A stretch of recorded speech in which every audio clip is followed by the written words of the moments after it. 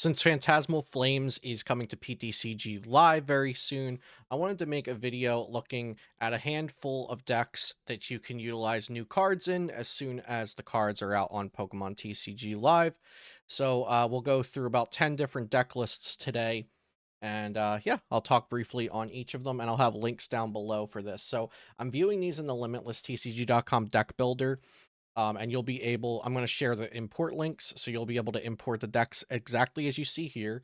Now, some of the cards are in Japanese. Once Limitless has Phantasmal Flames on their card database, you'll be able to go to Tools and then click Replace Japanese Prints.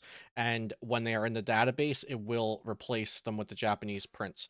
So for now, if you import this, let's say this is tomorrow or the day after I'm recording this video, and the cards are out on Pokemon TCG Live. They should be out Thursday around 1 p.m. Eastern, I believe. You'll be able to go copy text and import this. It just won't import the Japanese cards. But like I said, once the Japanese cards are in here, you can just click replace. Okay, so let's look at this. This is Charizard Pidgeot with the new Mega Charizard. So let's first understand what the new cards do. Mega Charizard does 90x, so 90 times the amount of fire energy you discard from your Pokemon in play. Of course, you can get these accelerated with Charizard EX, the Infernal Rain ability. You could also consider using the new Oricorio EX with Exciting Turbo. As long as you have a Fire Mega Evolution in play, you can attach a basic fire energy to one of your benched fire Pokemon as often as you like a turn. But I'm choosing not to use the Oricorio EX in this deck because this is still more geared towards a regular Charizard EX deck, just using this one for a couple of reasons. So one, it's fire type, so it's going to hit fire weakness instead of dark weakness if you want it to. It doesn't have an ability, so it can hit through Cornerstone. And the damage output is not decided by how many prize cards your opponent has taken. So there's a few different reasons why you might want to attack with this one. We do have two of the new Charmeleon in here because it has higher HP. And then there's also this new Moltres with the Fighting Wings attack, 20 damage plus 90 more if the defending Pokemon is an EX. So with a max belt, you'll one-shot Goldengo. Without a max belt, you'll one-shot Teal Mask Ogerpon. This is a really efficient attacker. Then we've also got two Dawn in here. Dawn is a new supporter card. Search your deck for a basic, a stage 1, and a stage 2. That's great for this deck. We can grab Pheasantipity, we can grab maybe Charmeleon, and then grab Pidgeot. There's a lot you could do with this. And the last new card in the deck is Battle Coliseum, which says prevent all damage counters from being placed on benched Pokemon by effects of attacks and effects of abilities from the opponent's Pokemon. So that stops Phantom Dive's damage counters, that stops Monkey Dory's damage counters, that stops Dusknoir and Dusclop's damage counters. Do note that they can still send damage counters to your active Pokemon, but they cannot send them to the bench. Before we move on to the next one, just let's get a couple of ads out of the way here. We've got my competitive Pokemon TCG Masterclass. If you want to level up your game, this is the way to do it. I teach everything from fundamental skills, looking through micro decision and macro decisions, full gameplay examples, with updated archetypes as well. I've been updating this course a lot. We've got a new deck building lessons in here, mental fundamentals, and then all of these older episodes as well, going through a lot of fundamental skills and even some more advanced stuff.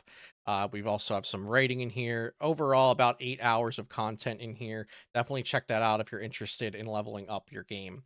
You can check out dual spec sleeves and use code Celio10 over there to save 10% off. And you can also save 10% at TC Evolutions. Just to show you my TC Evolution setup real quick, this is what I use in tournaments now. And I used this while playing Grimmsnarl in Milwaukee, and it was perfectly sufficient for all of my damage counters needs. Links to all that will be in the description down below, and we'll also have links to all of the decks that we're looking at today. Next, let's look at Dango Rocks with Lopunny, or Lopunny, I believe is the correct pronunciation. So Mega Lopunny EX is the only new card we're going to have in this list. But Mega Lopunny is a very important one. So it's a stage 1 colorless, which means you can use any energy for it, and it has 330 health.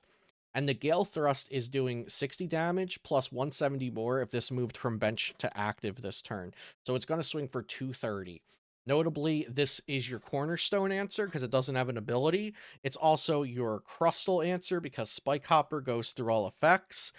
It is also just a great vanilla attacker swinging 230 and not using up your resources like superior energy retrieval or even really needing items. You just need to be able to get this from the bench into the active, and that's the only prerequisite for attacking with it. So really strong low resource attacker that can get through both Crustal and Cornerstone. It's just a really great card, and we'll see it used a lot.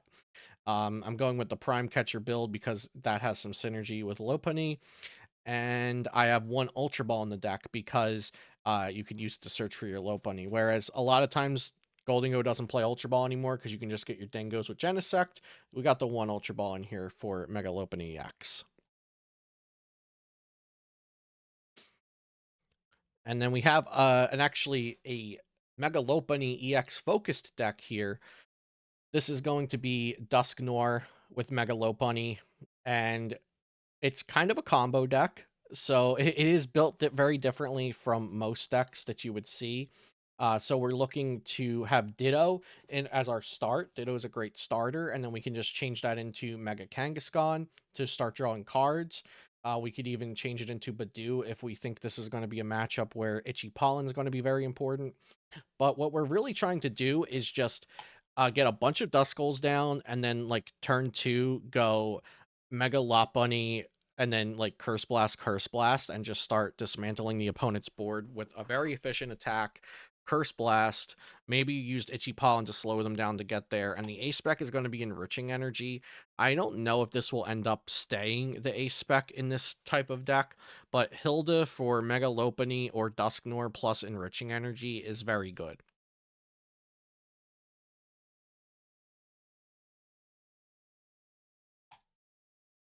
Next is Quad Kanga. This isn't a deck that I think is going to be like especially very, very strong with the next set. It does get a little bit better, but it has a new card in it. So it has the Jumbo Ice Cream card, which says heal 80 from your active that has 3 or more energy attached to it. That's going to be Kangaskhan typically. So Kangaskhan plus Bravery Charm plus Lively Stadium's 380 health, and then they deal 200 damage. You play 2 Jumbo Ice Creams. Now you only have 40 damage on you. You Monkey Dory the other 30 off. You're basically healed. So essentially, it's letting you play a more keeping Mega Kangaskhan EX on the board instead of pennying it all the time because you have the Jumbo Ice Creams. And if you're able to just get like one turn of like double Jumbo Ice Cream plus Monkey plus attack, that's oftentimes all you're going to need. But it does still have the 1 penny.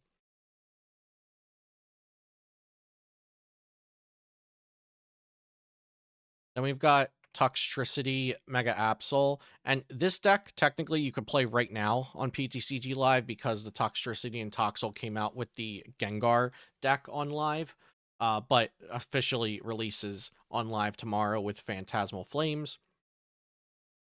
So this is an interesting deck. Again, I don't think this is necessarily a very, very strong deck, but it's good enough. Uh, and it is quite interesting. We might see something come out of this archetype. So Toxtricity has the ability Bad Upper. I don't know if that's what it's actually called in English. You may use this ability once a turn, search your deck for a basic dark and attach it to one of your benched dark Pokemon, then put 2 damage counters on that Pokemon. So this works really well with Monkey Dory, although you can't accelerate it to Monkey because he's psychic. You can accelerate it to your other dark Pokemon and then move that damage with Monkey. So your manual attachments a lot of times will be going to Monkey. This deck works pretty well with Unfair Stamp because, like, let's say you go Itchy Pollen and then they knock out the Badoo, and then you go Unfair Stamp Claw of Darkness. You might just win the game from there. So that's going to be a pretty common gameplay loop that you're just trying to go, okay, Itchy, the opponent has a small board and knocks out the Badoo, then you go Unfair Stamp into Claw of Darkness, which is possible because of the Toxtricity's energy acceleration. This Brute Bonnet is a pretty cool card. The Relentless Punches, it does 50 more damage for each damage counter on your opponent's active Pokemon. So if you can Adrenabrain twice for 20 each because of this, it's going to be 20/20 a lot of times. So let's say you can move 40 damage to the opponent's active. That means that you'll do 250 damage plus the 4 that's already on there, so you'll be swinging for 290. If you can get 5 damage on the defending Pokemon, that will swing for a total of 350, including the damage counters on it. So yeah, this Brute Bonnet can be a pretty strong attacker that you can set up with double Toxtricity plus attachment for turn.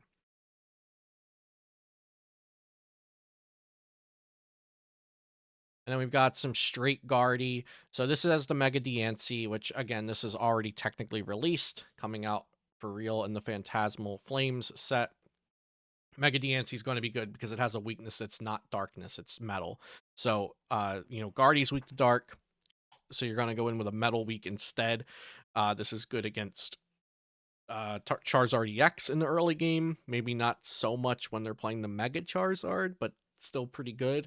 And then especially good against like Grimmsnarl and Ends Zorark. Now, with the deck build of this, I have no Pheasantipity and a third stadium. That's because of the new Battle Coliseum stadium. So decks like Gardevoir and Dragapult might be playing more stadiums than they used to try to bump Battle Coliseums out of play so that you can use Monkey Dory onto your opponent's benched Pokemon. I have replaced Pheasantipity with a third stadium. I'm playing 2 Mystery, 1 Artisan, also playing 8 Psychic to go along with the Drifloon and with the Mystery Garden, synergizes well with those. Then I do have another Guardy deck as well. We've got a Jelly Guardy list here, and you're going to see some pretty similar stuff. We've got the Mega Diancie in there.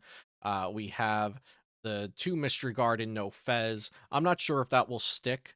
I have been seeing that trend in Japan now that they're playing third stadium, no Fez. And no Fez also means that you don't need Turo in your deck, but also I kind of like just playing Fez no Turo and just knowing not to bench Fez in a matchup where it can lose me the game against Retreat Lock. And we've got Frostless Monkey Dory with Mega Lopunny EX.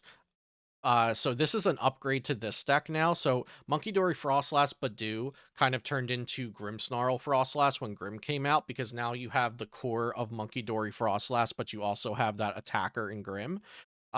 This is a much, much more efficient attacker. Of course, it doesn't swing for darkness. It doesn't do bench damage, but it's a very efficient attacker when you need to just hit your opponent with a large amount of damage after going Itchy Pollen, Itchy Pollen. But it also has this non-EX Lopunny with Dashing Kick, 50 damage to one of your opponent's benched Pokemon. That could be a pretty cute attack to use. So I haven't played a game with any of these decks yet. I've still been doing Las Vegas prep for my students, but this is a pretty cool deck here, especially if you were already a fan of any of the Frostless Monkey Dory Badoo shenanigans, or if you're a fan of Mega Lopunny EX. And the last deck we'll look at is Alakazam. I have played exactly 0 games lifetime with the Alakazam archetype, but this is what I have here for Alakazam with Phantasmal Flames out. We're using the Battle Coliseum, of course. That is going to be a big help into its bad matchups. And we've also got Dawn here, looking for a basic stage 1, stage 2. I mean, this almost feels like it was made for this deck. Get an Abra, get a Dunsparce, get an Alakazam. Feels great. Or like Dunsparce to Dunsparce Alakazam. Playing the Enriching Energy as the ace spec. And then the other new card here is the Wonder Patch. This is going to be important because this allows your attachment to be Enriching Energy. So you can go Enriching Energy to your Dunsparce, then shuffle it back into the deck, Wonder Patch to Alakazam, attack with Alakazam. And then, just loop that. Or technically you go Enriching Energy to the Dunsparce, Wonder Patch to Alakazam, then shuffle to the Dunsparce, send Alakazam active. And then next turn, you could just do the same thing again. So you get to use your attachment for Enriching Energy more often because of the Wonder Patch accelerating to your Alakazam as the attacker. So thanks for watching. Those were all the decks I have to update you with for the Phantasmal Flames release. I just wanted to get this quick video out to give you some decks to work with if you're thinking about where do I put these new cards, what decks are good with the new cards. This gives you a little taste of that, and I will put import links for all of these either in the description, or I'll put like a Google Sheets link or something if it's too messy because the links are kind of long.